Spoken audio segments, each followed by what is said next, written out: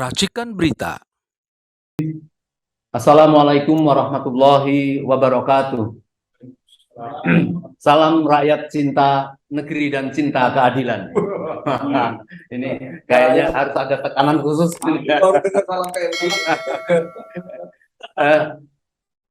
Pemirsa yang sekalian, bahwa semenjak minggu lalu Pak Mahfud mengumumkan ada peredaran uang 300 triliun dari PPATK, kita tahu bahwa ramailah seluruh kota-kota besar di Indonesia ini. Mereka ingin mengetahui tindak lanjut apa tindakan pemerintah terhadap persoalan ini. Tetapi kita tahu bahwa kemudian beberapa hari dirubah atau diadakan satu koreksi dari Mahfud bahwa itu bukan peredaran semacam korupsi, tapi ada pencucian uang. Seolah-olah bahwa kalau pencucian uang itu tidak lebih buruk dari korupsi. Ini yang makin rakyat penasaran. Pasalnya adalah Sri Mulyani ini sejak bertahun-tahun sedang menjadi bidikan masyarakat, bahwa kepergiannya dari Indonesia dulu menyisakan PR tentang korupsi di Bank Senturi sebesar 6,7 triliun. Dan kemudian tahu-tahu dia dihadirkan menjadi Menteri Keuangan. Konon katanya ada perjanjian bahwa tapi saya diselamatkan. Kira-kira seperti itulah yang beredar di masyarakat. Nah, orang melihat Sri Mulyani ini, dia mengistilahkan sepandainya tupai melompat pasti akan jatuh juga. Nah, ini yang nampaknya menjadi sorotan masyarakat. Pasalnya timbul dari kasus-kasus yang sangat luar biasa ya. Nah, oleh karena itu kita pada hari ini juga turut membahas persoalan ini, karena banyak di tempat-tempat lain setiap hari melakukan seminar pembahasan permasalahan ini. Sampai hari Senin itu saya lihat sampai ada lebih dari 5. Nah, pemirsa yang bahagia, maka itu kami pada siang hari ini membahas tersebut, tapi kita tadinya sulit untuk menentukan judul. Paling yang bisa kita layangkan secara tepat judul ini, dana 300 triliun, Mahfud MD sebar hoax. Itu tanda tanya ya. Karena Mahfud yang biasanya garang itu kok tidak segera menindaklanjuti ini, maka itu kita beri judul 300 triliun itu dari informasi Pak Mahfud apalah hoax. Pembicara yang akan kami hadirkan pada siang hari ini adalah Bapak Dr. Abdullah Hamahua. Ya, beliau adalah mantan penasehat KPK. Nanti ada Bapak Dr. M. Taufik, Presiden Asosiasi Ahli Pidana. Ya, beliau nanti melalui Zoom karena beliau ada di Solo. Kemudian yang sudah tidak asing lagi ya, Bapak Edi Mulyadi. Biasanya beliau ini adalah host, tapi sekarang ini tidak boleh. Ya. Beliau ini informasinya banyak, jadi host itu bukan berarti bertanya tidak mengerti. Ya. Dalam filsafat itu host itu kan dia mempunyai art of question, banyak pertanyaan dari apa, mengapa, siapa, di mana. Nah, nanti beliau yang nanti mungkin akan banyak info-info yang sedang beredar kejadian di Jakarta. Tapi ada nanti Bapak Dr. Marwan Batubara dari IRES. Beliau sebenarnya termasuk penggagas acara siang hari ini, tapi kebetulan ada sesuatu sehingga nanti akan mengikuti pembicaraan ini melalui. Dan ada Bapak Profesor Dr. Antoni Budiawan dari PEP, Politik Ekonomi and Policy Study. Dan host saya dari HM Mursalim dari CSIL, Center of Study for Indonesian Leadership. CSIL. Dan yang tidak kalah hebatnya, ini berkumpul para YouTuber. Ada YouTuber perjuang ya. Ada Salwa Channel, Mimbar Tube Channel, Bos Streaming Channel, Ibrahim Aziz Channel, Anti Channel, Bang Edi Channel, Om Lim Channel, Viva TV, dan Zona Hijau Channel. Insya Allah kita akan membahasnya ini dalam paling lama 2 jam ke depan. Semoga bisa mengungkap atau memberikan klarifikasi terhadap apa yang akan kita lakukan. Untuk pertama kami Bapak Dr. Abdullah Hamahua untuk bicara yang pertama. Ya, terima kasih pemirsa. Hari Jumat, hari penuh keberkahan. Sehingga begitu maka mudah-mudahan apa yang kita bicarakan membawa berkah kepada bangsa, rakyat, masyarakat, negara keseluruhan. Meskipun ada video yang beredar bahwa kemarin kabinet bersidang di Hotel Singapura.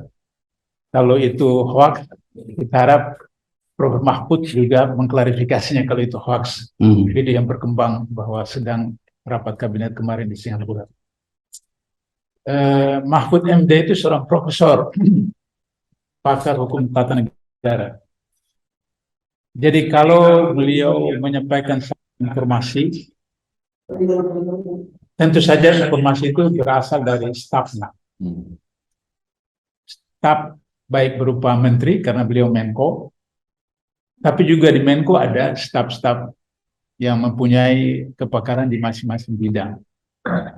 Sehingga ketika mereka menyampaikan satu informasi data ke beliau, maka agak aneh bagi masyarakat awam, kok bisa seorang profesor mendapatkan data dari sampah atau baku sampah, sehingga dikategorikan sebagai hoax. Kalau misalnya baik Sri Mulyani, baik PPATK maupun Profesor Mahfud mengatakan bahwa money laundering bukan korupsi dan money laundering tidak merugikan keuangan negara, saya mau beritahu bahwa dalam Undang-Undang 3199 untuk Undang-Undang Nomor 20 Tahun 2001 tentang tindak pidana korupsi, dari 30 perbuatan cuma 2 pasal yang bicara tentang kerugian keuangan negara, yaitu pasal 2 dan pasal 3. Cuma 2 pasal bicara tentang kerugian keuangan negara. Yang lainnya itu tidak mengakibatkan keuangan negara, tapi itu masuk korupsi. Misalnya menyuap seorang pejabat penyelenggara negara. Tidak ada kerugian keuangan negara, tapi itu korupsi. Atau misalnya juga seorang pejabat publik memeras seorang pelanggan, juga tidak ada kerugian keuangan negara, tapi itu masuk korupsi.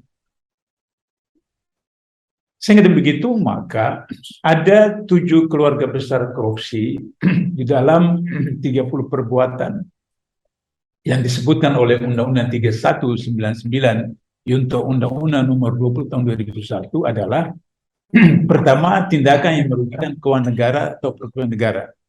Jadi itu pasal 2 dan pasal 3.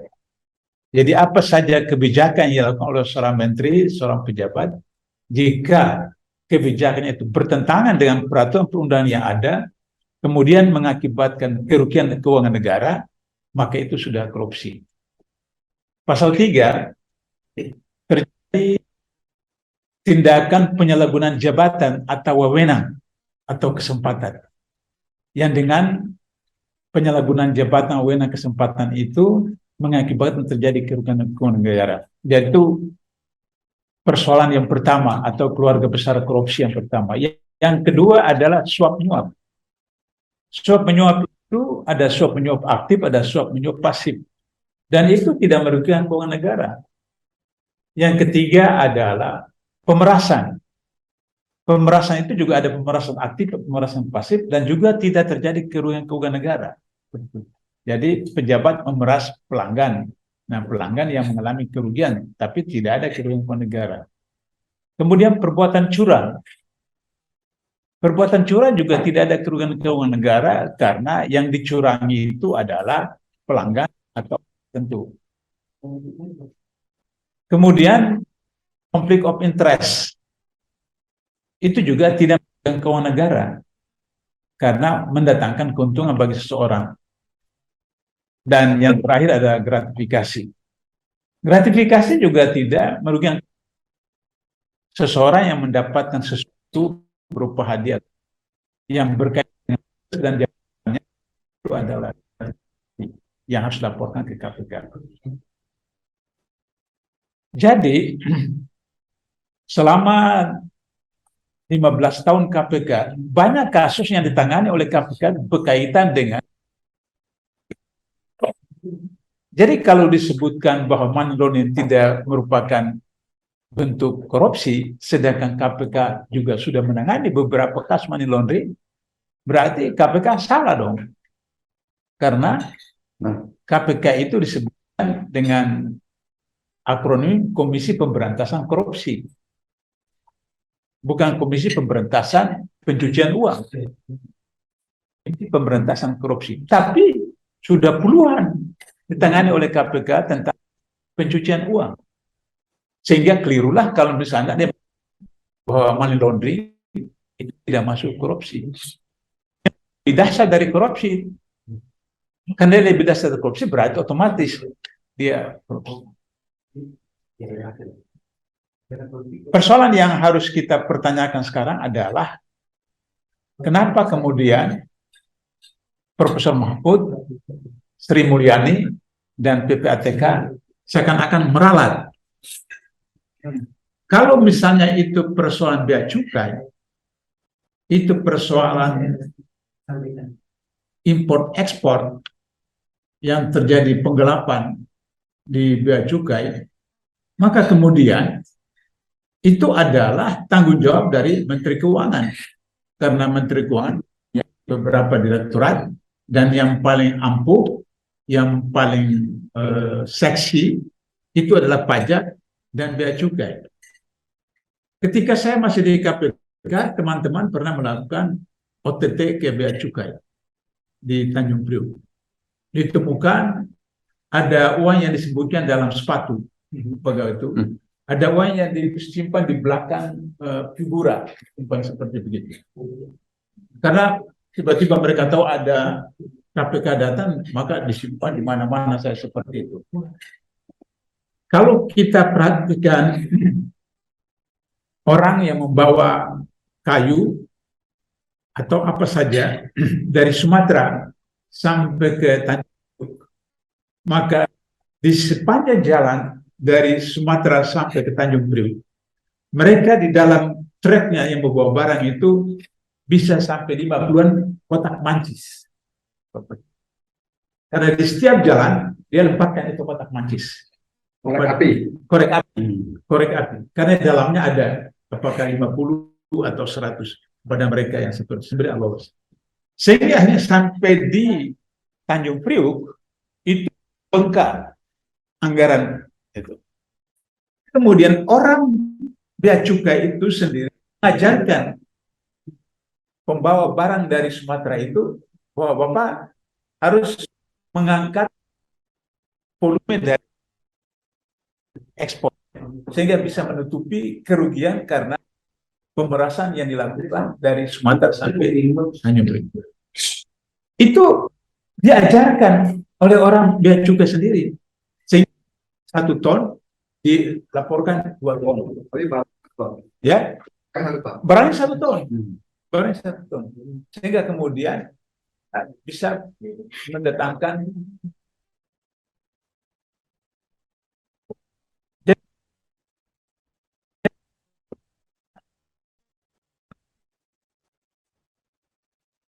dengan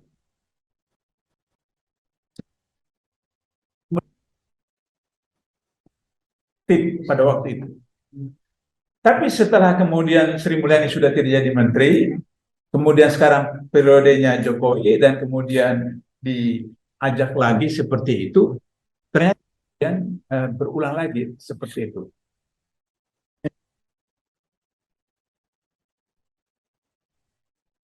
Itu melakukan, dan beliau adalah pembantu untuk menegur pembantunya. Dan kalau misalnya ada kemudian yang menyimpang daripada yang sebenarnya sehingga Profesor Mahfud itu berubah pendapat, kan juga Sri Mulyani yang harus ditegur oleh Presiden. Kalau misalnya Presiden tidak mampu menegur menterinya, berarti ada something wrong antara presiden dengan para menterinya. Katakanlah misalnya 56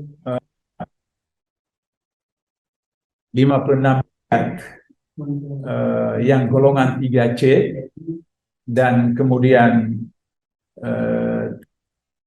bulan dan kemudian mobil yang 1,8 M dan motor yang mahal yang ratus juta tidak dimasukkan dalamnya. Dia mengatakan itu uangnya.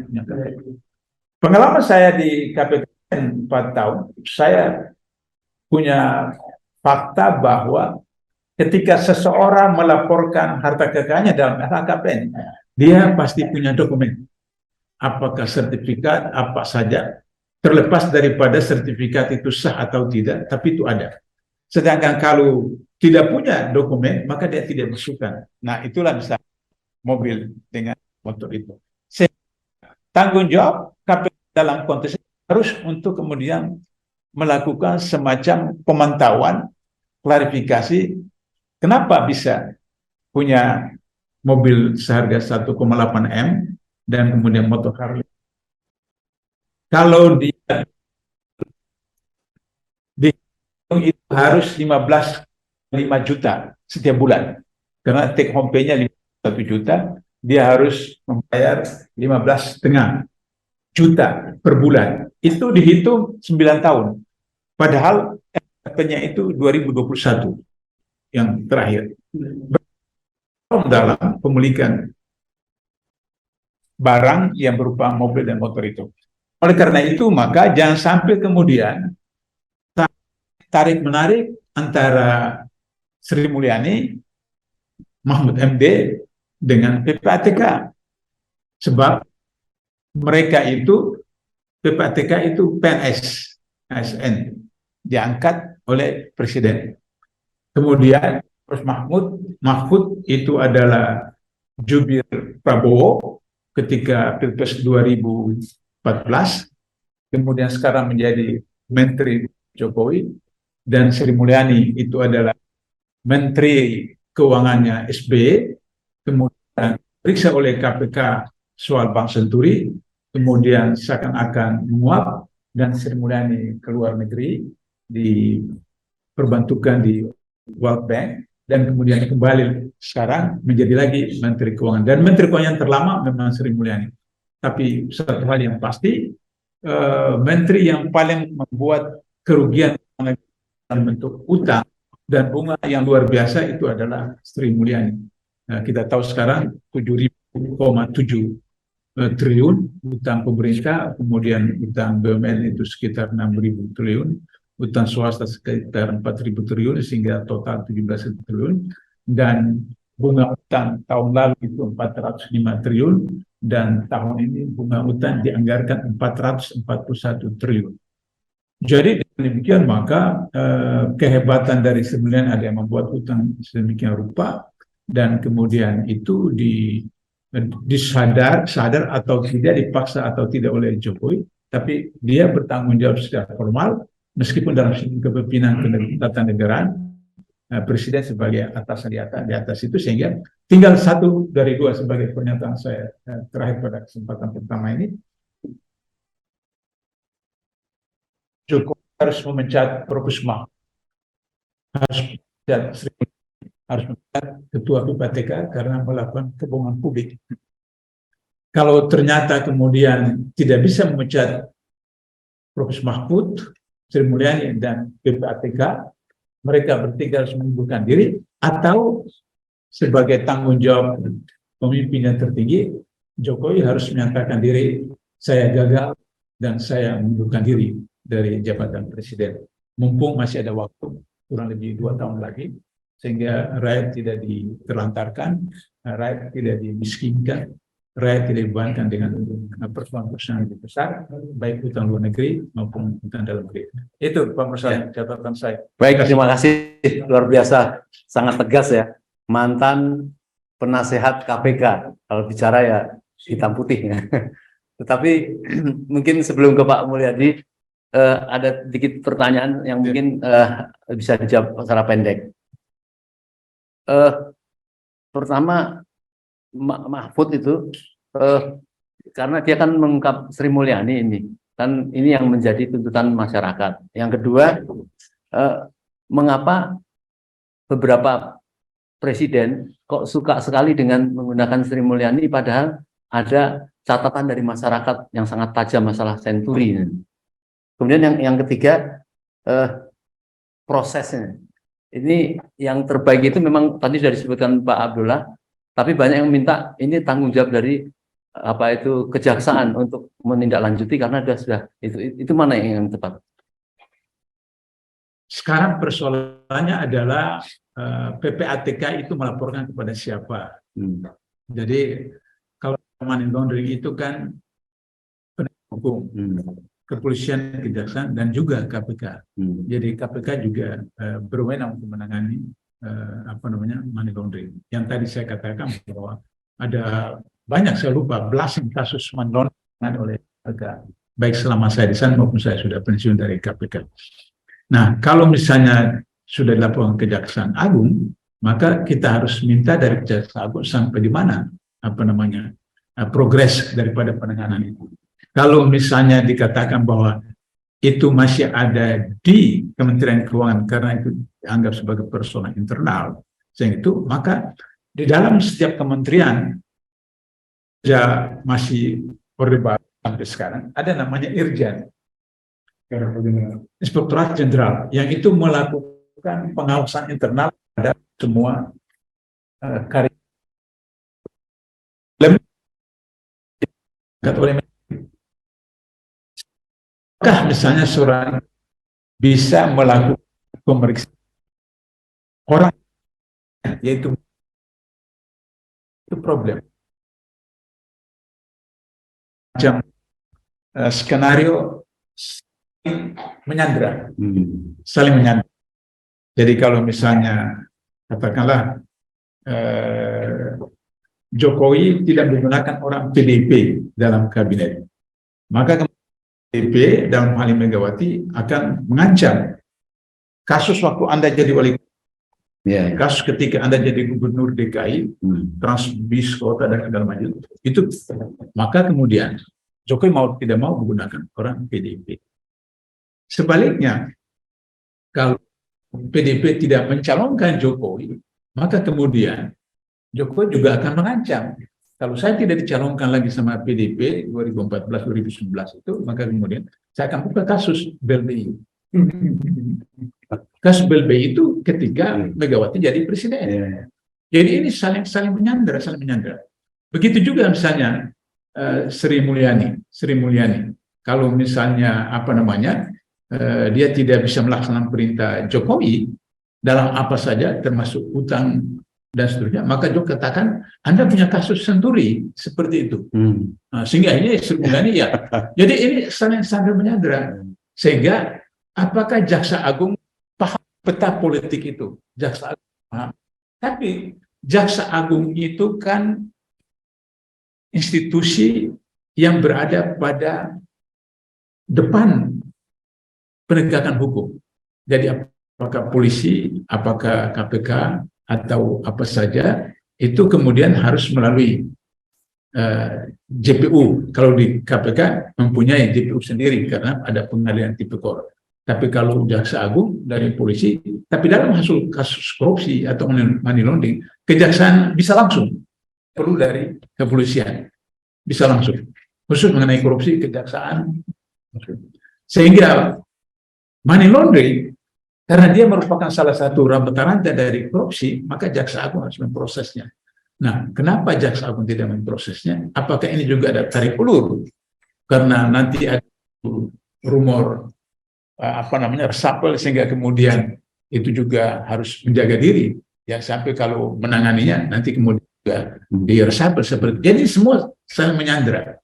Nah, untuk itu maka agar supaya nanti 2024 tidak lagi terjadi sandra menyandra, maka saya menyarankan kepada rakyat, semua orang yang ada di kabinet ini dan partai-partai koalisi yang 7 partai itu jangan dipilih, sehingga kabinet pasca 2024 itu betul-betul orang yang tidak ada punya dosa turunan, punya warisan apa dosa warisan sehingga tidak saling menyandera. Ya, syukur sebelum 2024 terjadi pergantian rezim. Tapi kalau misalnya itu terserah sama Pak Edi mau tapi kalau normal 2024 saya berharap betul masyarakat rakyat dari kampung-kampung di kota-kota jangan lagi membiarkan orang-orang dari 7 partai ini yang akan jadi saling menyandera lagi 2024 sampai 2029. Itu Pak Musani. Ya, baik. Rakyat yang cinta negeri masih saya teruskan ya, karena memang rakyat harus bertanggung jawab, harus terus mengamati apa yang disampaikan Pak Abdullah tadi, mengawal apa yang disampaikan beliau tadi. Saya nggak perlu ulangi lagi, udah tegas lagi ya. Kita tunggu langkah-langkah dari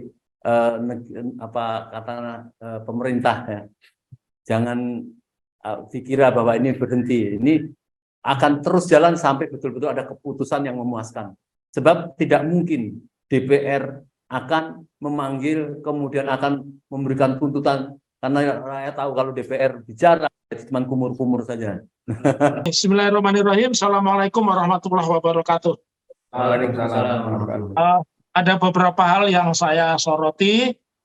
Satu, tentang pemberantasan korupsi itu sudah saatnya meninggalkan pendekatan follow the suspect, itu kelamaan.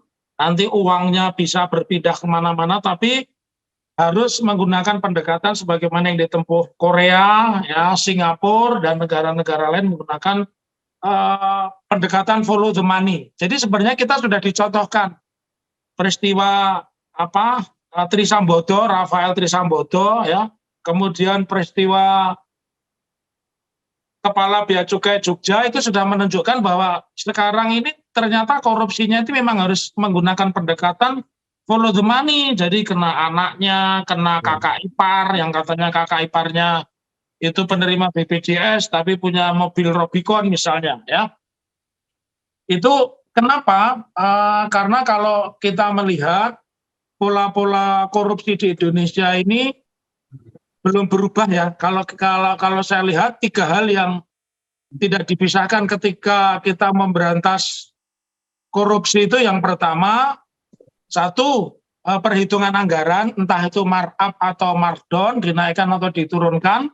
Yang kemudian korupsi itu terjadi pada pelaksanaan pengadaan barang. Dan yang ketiga, pengawasan di dalam pola-pola korupsi ini tidak pernah menyertakan audit program, ya. Jadi sepanjang itu masih terjadi penganggaran yang seenaknya sendiri, pelaksanaan pengadaan barang tanpa dimonitor, kemudian pengawasan itu tidak menyertakan audit program, maka sepanjang itu masih berlangsung, maka praktek korupsi itu tetap berjalan, ya. Jadi kalau saya memaknai begini, nanti kita akan sampai siapa sebenarnya yang harus ditangkap di dalam perkara ini. Kalau kita memaknai korupsi ini sebagai delik jabatan, ya, artinya itu korupsi itu delik formil. Jadi maka sebenarnya korupsi yang terjadi belakangan ini, termasuk yang 300 triliun, ya, itu sudah memenuhi unsur. Antara lain yang pertama itu perbuatan melawan hukum, ya, merugikan keuangan negara jelas, negara tekor, menguntungkan diri sendiri atau orang lain jelas. Ada orang penerima BPJS punya Rubicon, ya. Ada pegawai negeri gajinya 5,6 juta per bulan, tapi bisa punya simpanan 500 miliar. Saya menghitung saja, kalau pendapatan seseorang itu sebulan 5,6 miliar, itu golongan 3, si Rafael ya, Trisambodo, itu bisa mengumpulkan 5-6 miliar itu secara halal 10.000 tahun saya menghitungnya. 10.000 bulan. 10.000 bulan. 10.000 bulan nggak makan, ya, nggak belanja. Jadi 5,6 itu akan menemukan angka 56 miliar itu kalau tabungannya 10.000 bulan itu nggak diambil. Jadi melebihi malam Lailatul Qadar itu. Hanya 1.000 bulan itu 10.000 bulan. Ya. Kemudian ya asas yang lain merugikan sudah menguntungkan diri. Dan yang terakhir ini secara umum tidak bermanfaat. Kita bisa lihat misalkan pada saat SBY punya Menteri Olahraga, ya, Pak Andi Malarangeng, itu proyek yang tidak berguna pun dinyatakan korupsi, sama. Jadi ini sama. Nah, lalu kita melihat sekarang angka 300 triliun yang saya catat bahwa Pak Mahfud MD selaku Menteri Koordinator, ya, beliau juga kapasitasnya adalah ya, jadi beliau kapasitasnya sekaligus juga sebagai koordinator dari tim pemantau tindak pidana pencucian uang, dan sekretarisnya adalah PPATK. Tadi disebut Mas Edi berkali-kali, ya, Ivan Yustiavandana. Jadi kalau kita bicara kejujuran, yang pertama itu yang benar, sama juga makan. Makan itu ketika pertama itu enak, ya enak yang pertama itu, yang kedua, ketiga itu nafsu, jadinya nggak enak. Jadi kalau pakai logika itu, maka benar 300 triliun mencurigakan sejak 2009 dilaporkan, sudah ada laporan sekitar 192, itu benar adanya. Lalu karena antara pemerintah satu dengan yang lain, dalam hal ini Menteri Keuangan Bu Sri Mulyani dan Pak Mahfud MD ini tidak kompak, sehingga muncul angka yang berubah-ubah, dan terakhir Pak Mahfud mengatakan uang itu sudah dikembalikan ke negara 7,08 triliun. Jika demikian berarti itu kan memenuhi 4 unsur tadi. Unsur formalnya terpenuhi, itu melawan hukum karena dikembalikan, itu merugikan keuangan negara, menguntungkan diri sendiri atau orang lain, dan itu melanggar asas umum bahwa itu tidak bermanfaat. Nah, sekarang kalau tadi mantan penasehat KPK, ya, Pak Abdullah Ilhamahua, saya dalam seminggu 3 kali panel sama beliau. Di Solo hari Sabtu saya bedah buku beliau, hari Selasa ketemu di webinar, hari ini Jumat ketemu lagi. Nah, saya ingin sampaikan, ya, kalau kita lihat siapa yang paling bertanggung jawab, karena korupsi ini delik formil, ya, artinya delik formil itu akibatnya tidak perlu peran orang, itu nggak perlu. Kalau delik material itu memerlukan orang itu perannya apa. Tapi delik formil ketika negara itu rugi, ya, itu proyek tidak bermanfaat, menguntungkan orang lain, semuanya terpenuhi, sudah selesai. Nah, sekarang kita lihat di mana kita melihatnya. Kalau kita lihat pasal 35 ayat 1 Undang-Undang Nomor 17 tentang pengelolaan keuangan negara. Jadi di pasal 35 ayat 1 Undang-Undang Nomor 17 tahun 2003, Menteri Keuangan ini adalah bendahara umum negara, yang artinya dia inilah yang mengelola sumber-sumber keuangan dan melakukan pengawasan.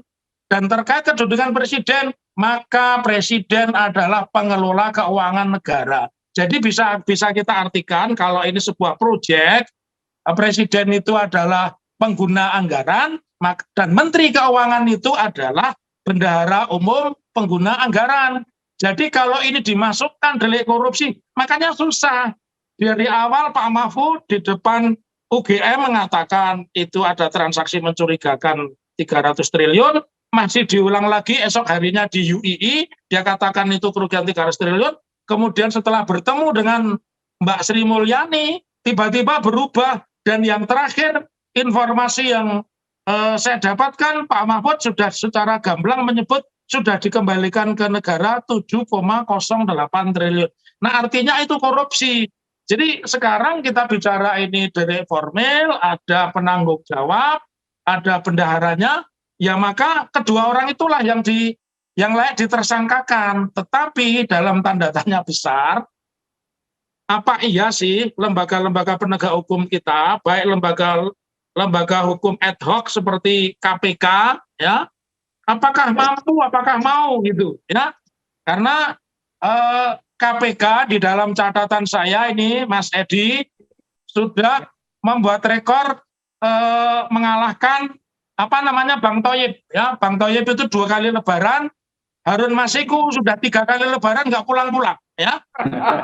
Jadi KPK ini harus masuk muri, sudah mampu mengalahkan lagu yang sangat populer Bang Thoyib, 2 kali lebaran nggak pulang. Ini 3 kali lebaran Bang Harun Masiku nggak pulang-pulang, ya. Karena itu Nah, tadi menjawab pertanyaan dari pernyataan Mas Edi, kemudian pernyataan Pak Abdullah Hihamahwa, abang saya, ya. Saya ingin sampaikan siapa yang paling bertanggung jawab. Korupsi bukan delik aduan. Tidak ada yang perlu nunggu siapa lapor atau mengadu. Artinya kalau ini masuk kategori extraordinary crime, kejahatan luar biasa, mestinya KPK atau Jaksa Agung itu sudah melakukan penindakan, ya. Nah, tetapi pertanyaannya tentu kembali, bagaimana mungkin Jaksa Agung melakukan penindakan, karena di depan Kapolri dia sudah mengatakan, sorry, di depan, saya masih selalu ingat Kapolri, karena kalau kata orang Madura, Kapolri kita ini siapa namanya? Kapolri kita ini Pak Tito Karnavian, Pak Sigit itu penggantinya gitu, ya. Jadi Kapolrinya tetap Pak Tito Karnavian, Pak Sigit ini penggantinya. Kalau orang Madura bilang begitu, toh. Siapa gubernurnya Jawa Timur? Gubernur Jawa Timur itu Pak Muhammad Nur. Yang sekarang ini penggantinya, kan begitu. Nah, jadi saya luruskan, oleh karena itu penindakan korupsi ini tidak akan pernah selesai, karena ini bukan delik aduan. Pertanyaannya siapa yang akan menindak? Kalau yang menindak KPK tidak mungkin, ya. KPK ini satu-satunya lembaga super body di masa pemerintahan kepemerintahan dari Pak dari Pak SBY, ya, itu tidak pernah membuat perpu yang mendelegitimasi kewenangan KPK sebagai sumber super body. Nah, di eranya Pak Jokowi, KPK ini diturunkan kelasnya, bukan super body dan bukan lembaga istimewa. Karena apa? Karena punya hak seperti jaksa dan polisi. Apa itu? Meng-SP 3 kasus. Saya mencium orang-orang yang hari ini tidak ditangkap di pasal 5 itu diperbolehkan dalam waktu 2 tahun tidak menyelesaikan penyidikan, maka perkara ditutup atau diterbitkan surat pemberitahuan penghentian penyidikan atau penuntutan. Jadi dari fakta-fakta ini sebenarnya, kalau memang kita ingin mengatakan bahwa undang-undang korupsi ini one for all mechanism, ya, artinya ini berlaku, satu mekanisme berlaku untuk semua perkara korupsi, ya mestinya Pak Presiden Jokowi, kemudian Bu Sri Mulyani, ya mengundurkan diri, ya, itu lebih terhormat. Kalau menindak, ya siapapun bisa menindak, apakah itu KPK, apakah itu Jaksa Agung. Tetapi pertanyaannya mungkin tidak KPK yang sudah didelegitimasi dan sekarang dijabat oleh anggota polisi berani menangkap. Kan tidak mungkin, ya, jeruk makan jeruk itu. Begitu sebagai pengantar saya, hiduplah di negara merdeka dan jadilah orang merdeka yang berpikir merdeka. Assalamualaikum warahmatullahi wabarakatuh. Waalaikumsalam warahmatullahi wabarakatuh. Baik Pak Taufik, saya kira yang keras ini cuma Jakarta, dari Solo malah berapi-api. Ini yang kesekian kalinya FKN, UI Watch, dan juga ada FPN, ya, TP3 dan seterusnya itu mengadakan webinar. Dan ini yang pertama terkait dengan masalah mega skandal korupsi di Kementerian Keuangan, Ditjen Pajak dan Bea Cukai yang belakangan ini ingin dilunakkan atau malah dipendam supaya ini tidak ada kelanjutannya. Nah, tapi saya kira seperti tadi Pak Taufik bilang, ya, ini kita bicara bahwa yang akan kita percaya itu adalah ucapan Pak Mahfud minimal 2 kali bahwa ini ada transaksi mencurigakan yang bisa dikategorikan sebagai TPPU, dan TPPU itu supaya juga bisa kita pahami sama saja dengan korupsi. Itulah yang menjadi kepercayaan utama kita, ya. Jadi kalau belakangan itu melintir-melintir lalu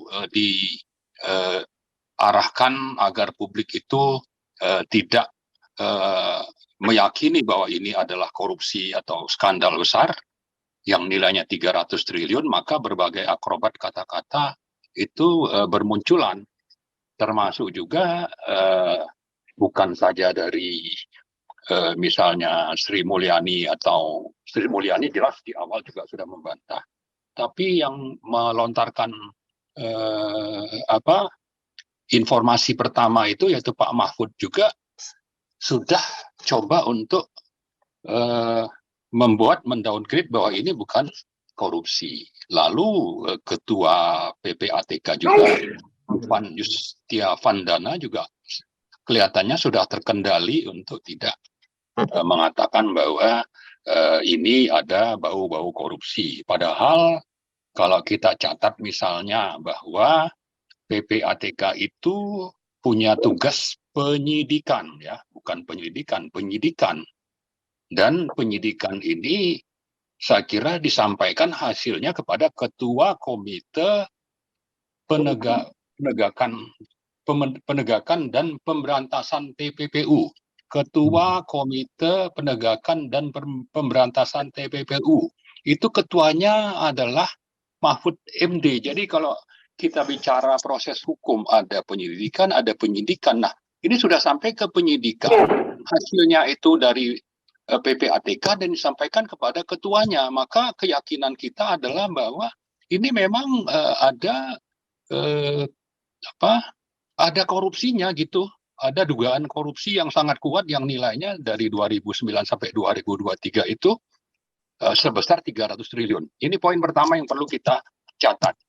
Jadi ada statement Mahfud bicara sebagai ketua dari Komite Pencegahan dan Pemberantasan TPPU, dan sebagai ketua mendapatkan hasil penyidikan dari PPATK. Ini harus kita jadikan sebagai dasar titik tolak bahwa memang sudah terjadi, diduga kuat terjadi korupsi berjamaah yang berlangsung sejak 2009 sampai 2023. Malah teman kita Pak Antoni itu tidak yakin bahwa sejak 2009-2023 itu nilainya hanya sekitar 300 triliun, malah lebih besar.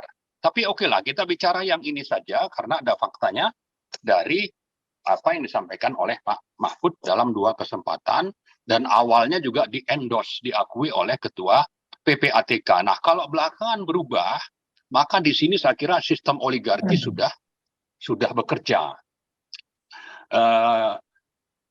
Bekerjanya seperti apa ya, saya kira itu mereka lah yang tahu. Di sana mungkin ada peran dari Jokowi sebagai presiden, ada mungkin peran dari LBP sebagai pembantu dekat dan the real presiden seperti diakui oleh Luhut sendiri, ya. Dan juga mungkin konglomerat terkait yang memang terlibat dalam penggelapan pajak atau cincai dalam hal penyelesaian pajak. Nah, di sini saya kira kita ingin mengingatkan supaya pejabat-pejabat ini jangan menjadi pejabat yang hipokrit, terutama kepada Mahfud, kemudian Sri Mulyani yang dapat predikat sebagai Menteri Keuangan terbaik dunia misalnya, ya, dan juga Ketua PPATK. Ini kan mestinya lembaga yang independen, tidak perlu harus menghadap ke Kementerian Keuangan. Tapi ini kita catat bahwa pejabat-pejabat ini sudah bersikap tidak konsisten dengan ucapan pertamanya, sudah bersikap hipokrit, dan ternyata kita juga tidak mendengar bagaimana Pak Jokowi sebagai presiden mendorong supaya ini di-clearkan kepada publik. Kita belum dengar secara jelas. Nah, ternyata sikap hipokrit ini bisa kita catat dari tentang Pak Jokowi sendiri, yang pada 2014 waktu kampanye Pilpres ada nawacita, ada 9 poin penting. Salah satunya itu adalah poin keempat tentang pemberantasan korupsi. Ya, ini dicanangkan, dijadikan sebagai visi misi dalam Pilpres 2014. Ternyata di 2019 diulang lagi, ya. Itu dalam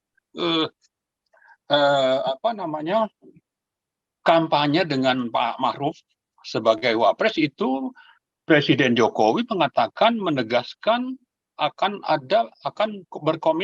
berkomitmen untuk penegakan hukum bebas korupsi, bermartabat dan terpercaya. Ini waktu kampanye 2019.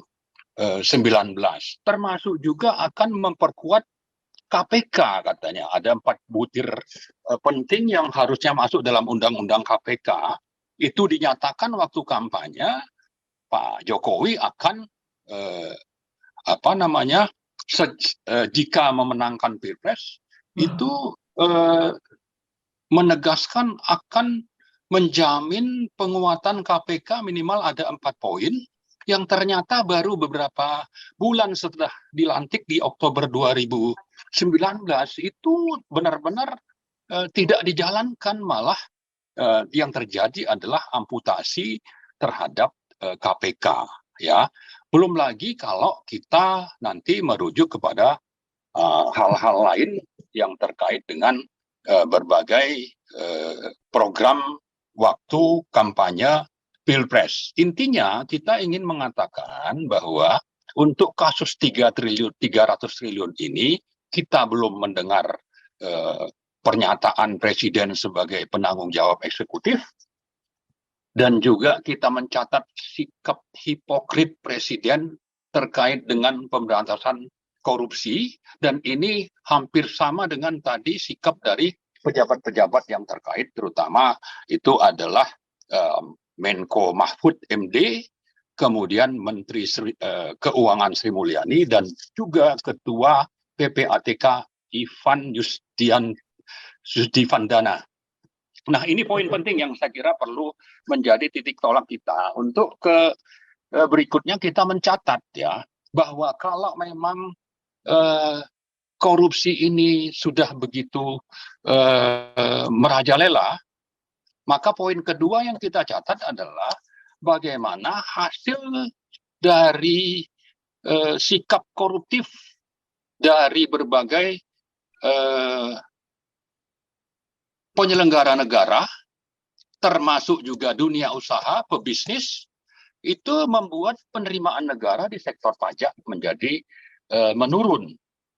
Jadi itu adalah dampaknya. Kalau memang sudah pada dasarnya bersikap koruptif, meskipun punya komitmen untuk akan memberantas korupsi, tapi ternyata hipokrit, maka kalau tidak hipokrit kita bisa mencatat misalnya penerimaan pajak itu akan naik, atau tax ratio kita itu akan tinggi misalnya. Tapi kalau semakin rendah, maka ini mengkonfirmasi bahwa korupsi semakin merajalela, bahwa pejabat negara hanya bersikap hipokrit, bicaranya A tapi pelaksanaan B malah bertentangan. Bicara mau memberantas korupsi, ternyata yang terjadi adalah korupsi bertambah bermasalah. Kalau kita ingat misalnya tahun lalu itu Pak Jokowi pernah menyampaikan waktu ada laporan dari TI ya, Transparansi Internasional, yang melaporkan peringkat Indonesia yang disebut dalam Corruption Perception Index itu turun 4 poin. Kemudian kalau bicara negara itu turun 14 tingkat dari posisi 96 ke 110. Ini menegaskan ya bahwa memang korupsi semakin merajalela, terutama di pemerintahan Pak Jokowi ini. Meskipun bulan Februari itu Pak Jokowi mengatakan, saya tegaskan kembali, saya tidak akan pernah memberikan toleransi sedikit pun kepada pelaku tipikor. Saya ulang lagi yang dinyatakan Pak Jokowi Februari tahun ini. Saya tegaskan kembali, saya tidak akan pernah memberikan toleransi sedikit pun kepada pelaku tipikor. Itu kata Pak Jokowi bulan Februari. Tapi mana omongannya terkait, mana komentarnya, mana tanggapannya terhadap dugaan korupsi 300 triliun di Kementerian Keuangan. Itu tidak ada, tapi ini juga untuk menjelaskan bagaimana sikap hipokrit sudah biasa dijalankan menjadi gelar dari Pak Jokowi. Itu hanya bicara bicara tapi tidak ada tindakan nyata atau lip service, raja dari atau kalau teman-teman dari BEM UI mengatakan king of lip service ya, maka itu memang tidak mengherankan kalau kita tidak mendengar sikap dari Pak Jokowi terkait angka 300 triliun tadi. Tapi yang lebih penting adalah di lapangan APBN kita itu akibat dari korupsi yang semakin merajalela, dan tadi tingkat korupsi indeks kita itu yang memang semakin menurun, itu bisa menjadi penegas bagi rakyat. Memang korupsinya semakin merajalela, maka pajaknya, tax ratio-nya akan turun. Kalau kita catat waktu Pak SBY misalnya, 5 tahun terakhir itu, tax ratio Indonesia itu sekitar 11,3%. Waktu Pak Jokowi 5 tahun pertama, ya sebelum COVID, itu turun ke 9,5. Dari 11,3 ke 9,5 terhadap PDB. Artinya memang turun. Nah, tapi ini akan bisa lagi menjelaskan bagaimana Indonesia. Jadi secara nasional sudah turun dibanding pemerintahan sebelumnya, tapi dibandingkan dengan negara-negara ASEAN misalnya, yang rata-rata tax ratio-nya itu 15%, kita hanya sekitar 9,5, ya, maka ini sangat rendah. Kalau bicara ASEAN misalnya, kita hanya unggul dibanding Myanmar, maka dari sekitar 8 negara ASEAN ini memang tax ratio kita itu bermasalah. Nah, dari ADB dilaporkan bahwa kenapa ini rendah, salah satu penyebab, dan mungkin penyebab utamanya adalah memang ada masalah moral hazard dalam pengumpulan pajak. Maka ini menegaskan kalau kita kaitkan dengan sirat tadi ya, red ya, Rafael Alun Triambodo, red. Jadi memang tikus ini susah kalau sudah seperti itu ya. Artinya memang kalau dikaitkan dengan tax ratio dibandingkan negara-negara sekitar, termasuk di Asia Pasifik, ada 36 negara yang tax ratio-nya sekitar 19%, kita ada di 9%, maka kita ada di urutan ke-24 yang sangat rendah. Itu lebih menjelaskan bahwa memang terjadi korupsi yang sangat mengakar dan susah dan semakin bermasalah sejak Jokowi menjadi presiden. Dan saya kira dengan begitu kita perlu bersikap dan mengambil langkah-langkah. Nah, ini bagian ketiga yang saya usulkan. Jadi pertama tadi saya menjelaskan tentang sikap hipokrit dari pejabat yang pertama mengungkap, yaitu Mahfud, kemudian ada di sana Sri Mulyani, kemudian yang lebih jelas adalah sifat hipokrit dari Jokowi, kemudian yang kedua bahwa masalah pajak ini bisa dibuktikan memang terjadi kejahatan sistemik yang melibatkan oligarki, bahwa kalau pendapatan negara, penerimaan negara dari pajak itu semakin menurun, maka moral hazard itu sangat dominan berperan, dan ini melibatkan penguasa dan pengusaha. Maka dengan begitu sebetulnya kita menuntut ya, bahwa Mahfud sudah pernah bicara 300 triliun, kita ingin dibuka itu semua angkanya, itu yang 300 triliun itu seperti apa. Sejak 2009 itu angkanya berapa? Bahwa ini hasil penyidikan ya, hasil penyidikan, maka rakyat menuntut ini dibuka. Kemudian kita minta yang kedua itu Jokowi bicara. Kemudian yang ketiga ini bahwa ini sudah jelas ada nuansa korupsinya, ada moral hazardnya, maka di samping Sri Mulyani itu kita tuntut untuk diproses secara hukum ya, maka dia segera kita minta untuk mundur. Nah, yang keempat kita minta bahwa Pak Jokowi karena memang bersikap hipokrit, mengkhianati janji-janji kampanye 2014, nawacita atau janji kampanye 2019, kemudian dibuktikan dengan peringkat indeks korupsi Indonesia yang semakin turun, kemudian di sisi lain justru pendapatan negara semakin mengecil, tax ratio semakin rendah, dan ini terjadi di era Pak Jokowi. Dan korupsinya saya kira bukan hanya dari sisi pajak, tapi juga sejak membuat kebijakan dan peraturan salah satunya itu terlibat sangat aktif dalam merubah Undang-Undang Minerba nomor 4 2009 menjadi Undang-Undang Minerba nomor 3 2020, di mana terjadi perampokan mineral milik negara dan rakyat secara masif oleh rezim, oleh pengusaha-pengusaha yang tergabung dalam oligarki, di mana Jokowi sebagai presiden itu menjadi penanggung jawabnya. Maka tuntutan kita yang terakhir adalah meminta supaya Jokowi mundur, dan sejalan dengan itu kita minta supaya MPR segera melakukan sidang untuk memulai pemakzulan Pak Joko Widodo. Jelas ini memang akan dimulai dari usulan DPR, saya kira seperti yang diatur dalam pasal 7 Undang-Undang Dasar 1945. Tapi intinya adalah bahwa pejabat-pejabat yang tadi yang kita sebut, ya salah satunya itu Sri Mulyani, kita minta itu bukan hanya diminta mundur, tapi juga diproses secara hukum. Kemudian sama juga Mahfud MD, untuk kita minta bersikap konsisten dengan ucapan pertama dan perintah undang-undang terkait dengan masalah TPPU, yaitu Undang-Undang nomor 8 tahun 2010, bahwa itu adalah hasil penyidikan, maka harus ada tindak lanjut. Dan sebagai ketua dari tim yang terkait dengan TPPU tadi, kita minta ada langkah konkret dari Mahfud supaya masalah ini jelas bagi rakyat.